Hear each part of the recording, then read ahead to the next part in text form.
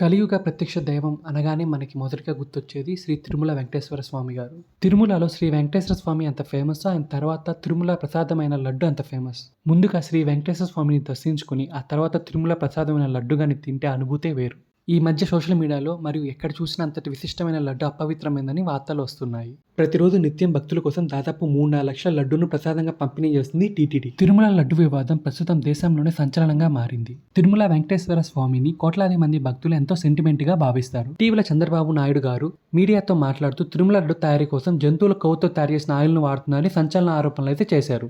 ఈ క్రమంలోనే చాలా మంది భక్తులు తిరుమల లడ్డు తయారీ విధానంపై మరియు నాణ్యతపై అయితే ఫిర్యాదులు చేశారు. దీనివల్ల వెంటనే టీటీడీ తిరుమల లడ్డూని ల్యాబ్కు పంపించి టెస్ట్ చేయక కొన్ని భయంకరమైన నిజాలు అయితే బయటపడ్డాయి.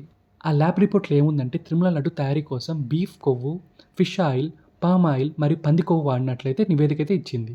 ప్రస్తుతం చాలా మంది భక్తులు స్వచ్ఛమైన ఆవు నెయ్యితో తయారు చేయాల్సిన శ్రీవారి లడ్డును అపవిత్రం చేసి జంతువుల కొవ్వుతో తయారు చేసిన ఆయిల్ని కలిపారని ఆవేదన వ్యక్తం చేస్తున్నారు. మీ అందరూ ఈ విషయం గురించి ఏమనుకుంటున్నారో కామెంట్లో మెన్షన్ చేయండి.